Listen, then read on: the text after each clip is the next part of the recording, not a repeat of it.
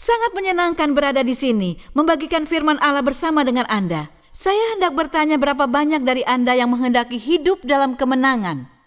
Siapa yang tidak mengharapkan hal itu? Kita menginginkan kehidupan yang luar biasa, di mana kita dapat menunjukkan kuasa Tuhan, otoritasnya yang indah pada dunia, yang saat ini sekarat dan tersesat. Saya perlu kuasa ini saat saya tersesat. Dan saya mau melihat kuasanya bekerja dalam hidup saya. Karena saya berada dalam kondisi yang menyedihkan. Karena saya tinggal dalam kegelapan. Karena saya tidak memiliki harapan. Pagi ini saya berbagi dengan seorang saudari. Keadaan saya begitu berantakan. Saya butuh kuasa Allah untuk mengubah saya. Saya butuh Yesus Kristus untuk mengubah hidup saya. Mungkin saat ini Anda duduk di tempat duduk Anda atau melihat televisi dan sedang menonton program ini. Dan Anda berkata, saya mau hidup yang penuh dengan kemenangan. Saya tidak pernah memiliki kemenangan dalam hidup. Dan hidup saya tidak pernah sukses. Tidak pernah seperti apa yang saya impikan. Tapi saya punya kabar baik. Hal ini mungkin tidak peduli berapa usia Anda saat ini. Mungkin Anda merasa telah ketinggalan kereta, tertinggal. Anda telah melewati masa hidup Anda, berada pada umur tertentu. Semuanya sudah terlambat. Saya katakan pada Anda, iblis itu pembohong. Dan inilah kebohongannya. Saya akan bicara mengenai seorang manusia, Yosua, seorang pemimpin militer, yang mendapatkan penugasan bukan pada awal usianya, bukan pada masa mudanya. Tetapi ada harga-harga yang harus dia bayar. Ada nilai harga yang harus ia perhitungkan. Dan Allah memberikan padanya bukan hanya untuk dia saja. Melalui Yosua Allah memberikan satu bangsa hidup yang berkemenangan melalui seorang manusia yang taat. Mungkin Anda berpikir sudah terlambat bagi Anda, tapi Yosua bukan seorang anak muda ketika ia diberikan sebuah tugas untuk menjadi kepala pasukan militer sebuah bangsa.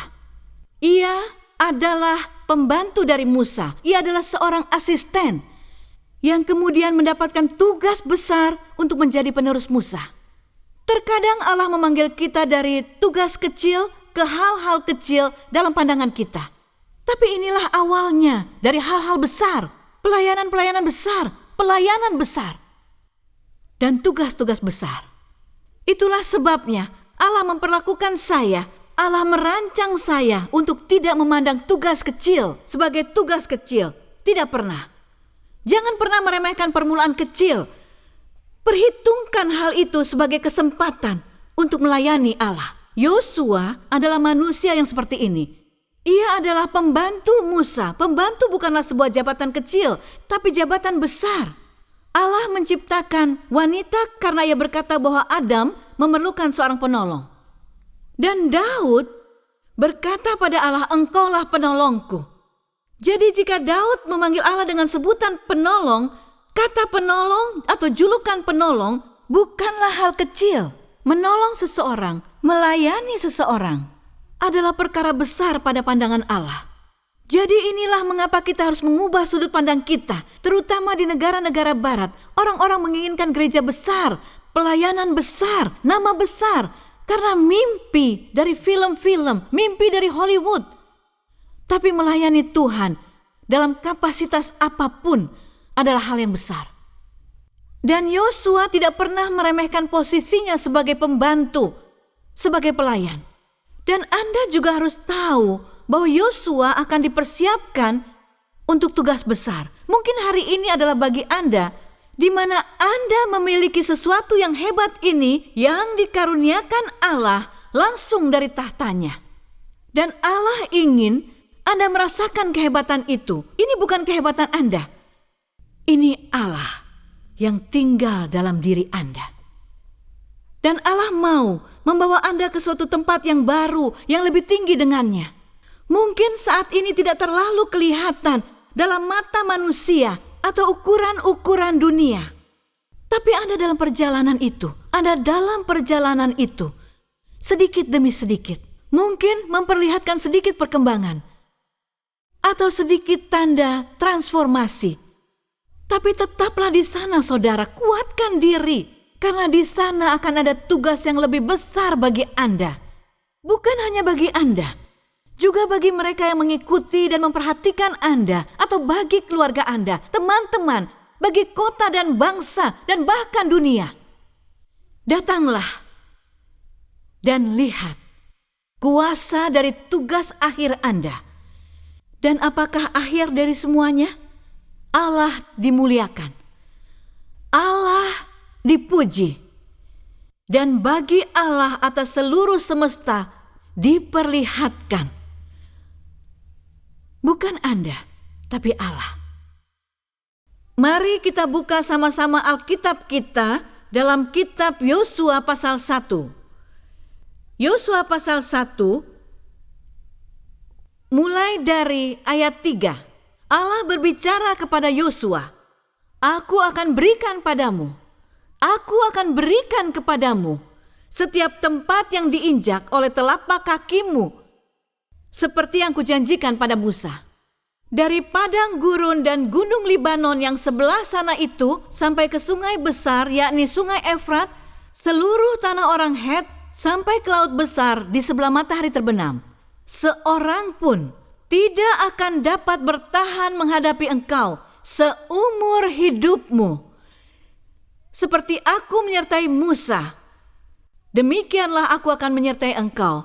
Aku tidak akan membiarkan engkau. Aku tidak akan meninggalkan engkau. Tidak akan pernah. Tidak akan meninggalkan dan membiarkan engkau.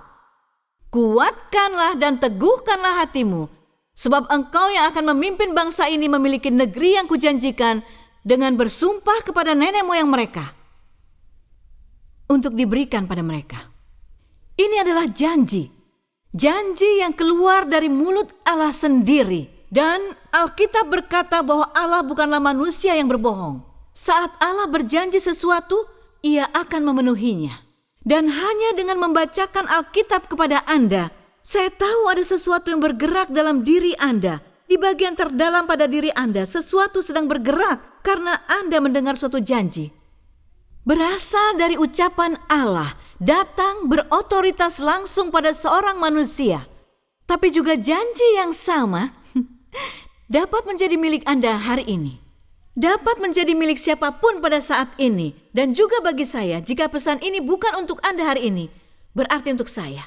Karena saya berbicara mengenai Injil setiap hari kepada agama lain.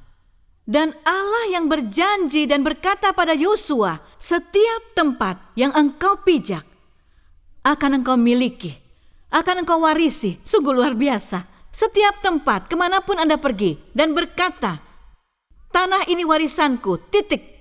Ini bukan omong kosong, bukan hanya mengaku-ngaku. Saya hanya mau berkata, saya menentang sikap perkataan mengaku-ngaku. Itu kebohongan.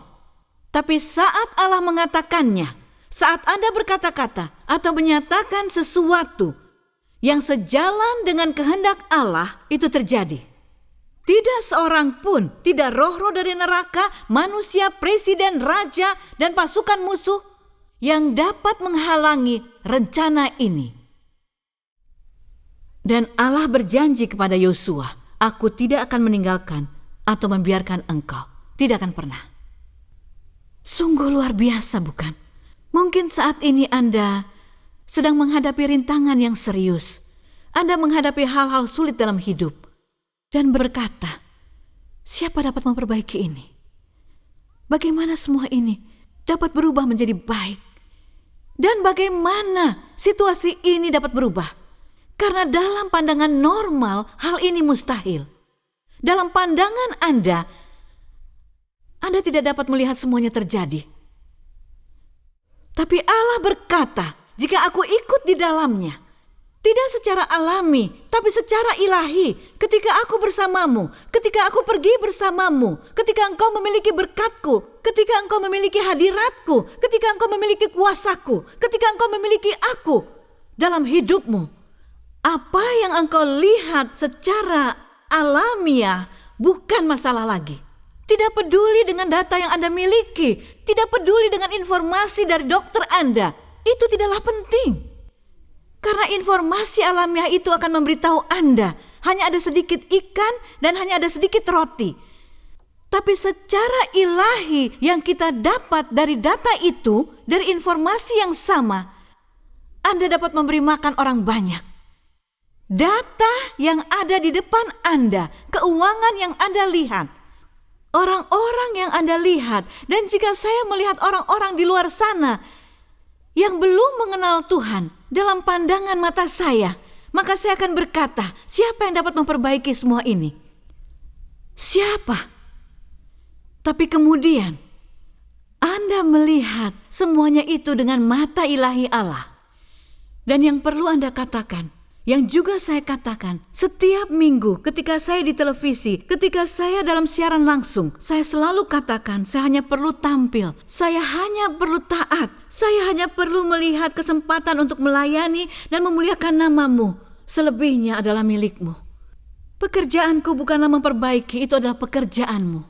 Yang perlu aku lakukan adalah berserah dan patuh akan kehendak-Mu. Hanya itu yang perlu Anda lakukan. Anda tidak akan dapat membayangkan betapa banyaknya beban, betapa banyak tanggung jawab yang dapat diangkat oleh Allah dari pundak Anda.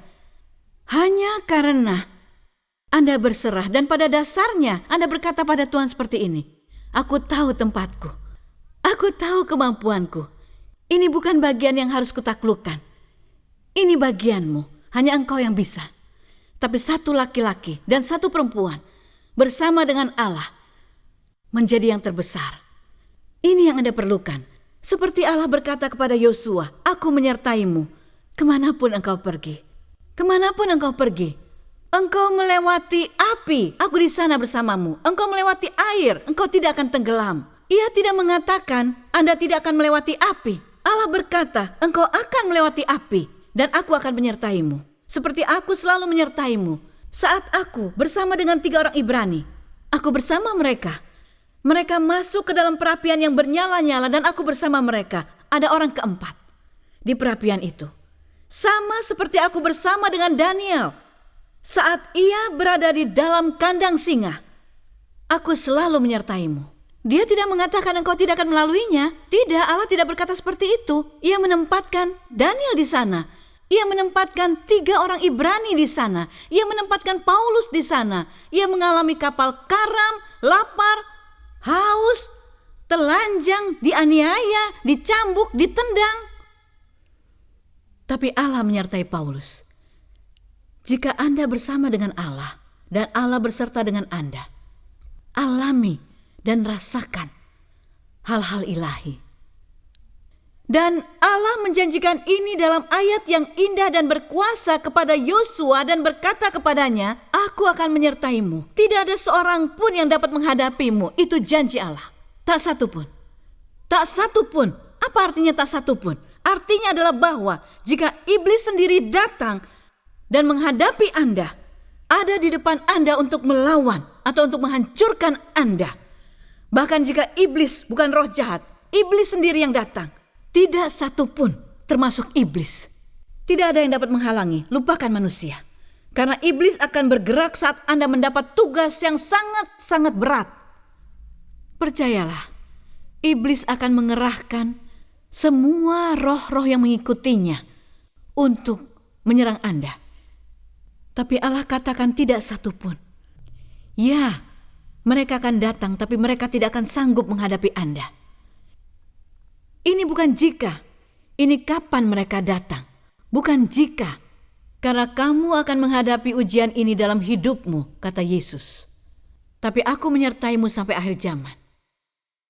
Aku akan berikan damai sejahtera yang dunia tidak dapat berikan.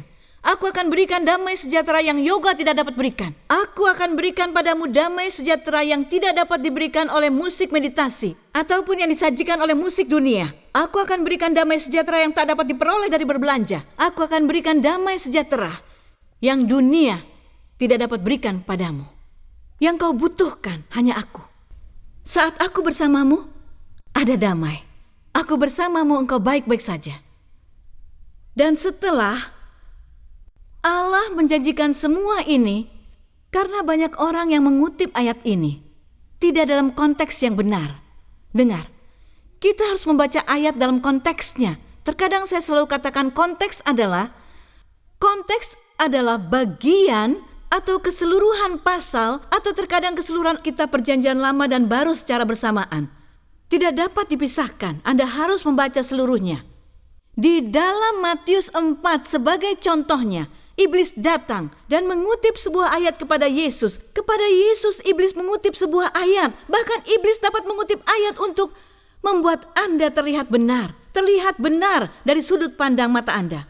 Hal ini sangat berbahaya. Tetapi Yesus menjawab iblis dengan ayat yang lain. Jadi ia berkata, juga ada tertulis. Yang ada dalam konteks. Satu Injil mengatakan hal ini, tetapi juga terdapat catatan. Inti dari Injil tersebut. Juga kelengkapan dan keseluruhan Injil tersebut. Sehingga musuh akan datang pada Anda dengan satu hal, dengan satu ayat, bahkan dengan firman Tuhan, percayalah. Tapi juga ada yang tertulis, aku Tuhan tidak akan pernah membiarkan dan meninggalkan engkau. Tapi juga ada tertulis, ada kondisi di sini untuk Anda penuhi. Ada kondisi, Allah berkata kepada Yosua, engkau dapat melangkah ke setiap tempat dan engkau dapat mengklaim tempat tersebut. Engkau dapat perkatakan dan itu akan menjadi milikmu. Tapi ada catatan di sana. Engkau dapat melakukan hal-hal yang kukatakan padamu dan tidak ada yang dapat menghadapimu. Tapi juga ada tertulis. Anda harus baca sisa ayatnya. Kuatkanlah dan teguhkanlah. Kuatkanlah dan jadilah teguh. Sungguh luar biasa. Dan bagi Yosua untuk mewarisi semua tanah. Menaklukkan semua kerajaan musuh. Ia harus menjadi kuat. Tetapi juga Paulus berkata, ketika aku lemah, maka aku kuat. Kenapa? Secara alamiah kita ini lemah. Secara alamiah kita tidak punya kekuatan. Saya tidak dapat berjanji bahwa besok saya masih hidup. Tidak bisa. Inilah mengapa Anda harus memiliki hubungan pribadi dengan Allah saat ini. Anda harus berdamai dan memperbaiki hubungan ini. Anda tidak memiliki kuasa untuk mengetahui atau membuat sesuatu terjadi. Untuk menyelamatkan diri. Inilah mengapa kita butuh Yesus Kristus. Kita tidak memiliki kekuatan, tetapi kita kuat. Kita berkuasa di dalam Yesus Kristus. Kita tidak dapat melakukan apapun. Allah berkata di dalam Yohanes 15, di luar aku, engkau tidak dapat melakukan apa-apa. Tidak dapat. Tetapi aku bisa melakukan apapun. Juga ada tertulis, aku dapat melakukan segala sesuatu melalui Yesus Kristus yang memberikan padaku kekuatan. Jadi Anda harus mengerti ini. Anda dapat melakukan segalanya bersama Dia, tanpa Dia tidak dapat. Jadi Allah berkata kepada Yosua, jadilah kuat dan teguh. Saya ingin Anda memperhatikan satu kata yang sangat penting. Kata jadilah. Ini kata yang sangat besar. Ini kata yang sangat berkuasa. Jadilah. Pada awal mulanya, Allah berkata, jadilah terang. Dan terang itu jadi. Dan Allah berkata, jadilah kehidupan. Dan itu jadi. Saat Allah berkata, jadilah kuat dan teguh. Saya percaya inilah saat Allah mengaruniakan apa yang Yosua perlu lakukan. Dan bagaimana ia harus menjadi dalam pertempurannya Allah. Allah hanya perlu berkata, jadilah. Jadilah kuat dan teguh karena Allah tahu yang Yosua butuhkan. Allah tahu yang kita butuhkan adalah berdoa. Tuhan, katakanlah, jadilah padaku apapun kehendakmu dalam hidupku, maka terjadilah. Saat kita berkata amin, itu artinya terjadi. Terjadi. Biarlah itu terjadi. Hanya itu yang perlu kita katakan. Jadi Allah berkata kepada Yosua, jadilah kuat dan teguhkanlah. Jadi. Ketika Yesus bertemu dengan seseorang di pinggir kolam yang lumpuh selama 30 tahun. Yesus berkata, bangkit dan berjalanlah. Yesus tidak berdoa, ia hanya berkata bangkit dan berjalanlah. Anda tahu apa yang terjadi saat Allah berkata sesuatu kepada Anda? Yang perlu Anda lakukan adalah menerimanya. Selalu saya katakan, menerima adalah sebuah karunia. Yang perlu Anda lakukan, terkadang hanya menerima saja. Baik, aku terima. Setiap pagi inilah yang saya lakukan. Saya hanya mau berbagi dengan Anda dari kehidupan pribadi saya setiap pagi. Setiap saya bangun, ini yang saya katakan kepada Allah. Aku mau semua yang Engkau berikan padaku. Aku terima semua yang Engkau berikan kepadaku. Aku terima semuanya. Aku terima semua yang Engkau berikan kepadaku. Dan saya tidak takut untuk mengatakannya karena semua yang Allah berikan lebih baik dari apa yang saya miliki. Lebih dari apa yang saya inginkan. Jadi saya terima rencana Allah bagi hidup saya dengan tangan terbuka dan berkata kepada Allah, aku mau semua yang Engkau berikan. Aku tidak mau siapapun, roh jahat manapun, musuh, roh-roh najis ada di antara aku dengan rencana-rencanamu. Tutup bungkus aku dan keluargaku dengan darah Yesus Kristus sebelum aku melangkahkan kakiku ke tanah. Ini adalah doa pertama saya setiap pagi. Selamat pagi Tuhan, aku mau semua yang Engkau miliki bagiku. Dan mungkin kita mulai berkata, ya katakanlah. Jadilah kuat dan teguh, katakanlah, Anda katakan, impartasikanlah. Impartasikan bagiku. Jangan pergi kepada manusia untuk karunia ini. Pergi kepada Allah. Izinkan Allah yang berimpartasi. Biarkan Allah berimpartasi kepada Anda dari tahtanya. Saya tidak mau siapapun mengimpartasi saya. Saya tidak mau. Jika lihat Rasul Paulus lalu pergi kepadanya. Jika melihat manusia seperti Elia lalu datang kepadanya. Tapi saya hanya akan pergi kepada Allah untuk mengimpartasikan apa yang Ia kehendaki bagi saya. Dan semua itu harus sesuai dengan kehendaknya. Kemudian Allah memberikan Yosua sebuah harga. Dengar, tidak ada yang datang. Tidak ada tugas yang diberikan Allah tanpa harga yang harus dibayar. Anda harus bayar harga. Yesus memiliki sebuah tugas. Dan ada harga yang dibayar. Yosua memiliki sebuah tugas. Dan juga ada harga. Daniel memiliki tugas, ada harga. Paulus memiliki tugas, ada harganya. Jika Anda tidak mau membayar harga, jangan menjadi sukarelawan dalam tugas dari Allah. Jika Anda ingin di zona nyaman, jangan jadi sukarelawan. Tidak ada hal besar yang dapat terjadi dalam zona nyaman Anda. Tidak ada. Katakan kepada Tuhan, aku mau kehendak-Mu jadi, berapapun harganya ataupun biayanya. Dan ini janji yang berbahaya, tapi sangat layak. Dan ada orang-orang hari ini dan orang-orang yang menonton siaran ini, saya mengundang Anda. Jika Anda tidak pernah berada di suatu tempat dan pergi ke suatu tempat bersama Allah, di titik di mana Anda tidak pernah mau berserah, lakukan ini. Saya mengundang Anda untuk datang. Datang dan berserah, panggilan sederhana. Datang dan berserah, kehendak Anda menjadi kehendak Allah. Ada doa lain yang juga saya doakan setiap hari. Saya meninggalkan kehendak saya setiap hari, juga meninggalkan hikmat. Saya mau mengundang Anda. Jika Anda menghendaki hidup yang berkemenangan, Anda perlu meninggalkan semua kehendak Anda. Anda perlu meninggalkan hikmat yang Anda miliki. Alkitab berkata, hikmat dunia adalah jahat. Kita perlu hikmat Allah. Kita perlu Allah dalam hidup kita. Hari ini saya mengundang Anda. Datanglah. Karena Anda tidak akan dapat membayangkan apa yang hendak Allah kerjakan dalam hidup Anda. Jika Anda datang dan berserah. Mungkin hari ini Anda duduk di kursi Anda dan tidak kenal siapa Yesus Kristus. Mungkin Anda kenal, tapi hanya sebagai nabi dari agama lain. Anda tidak kenal Dia.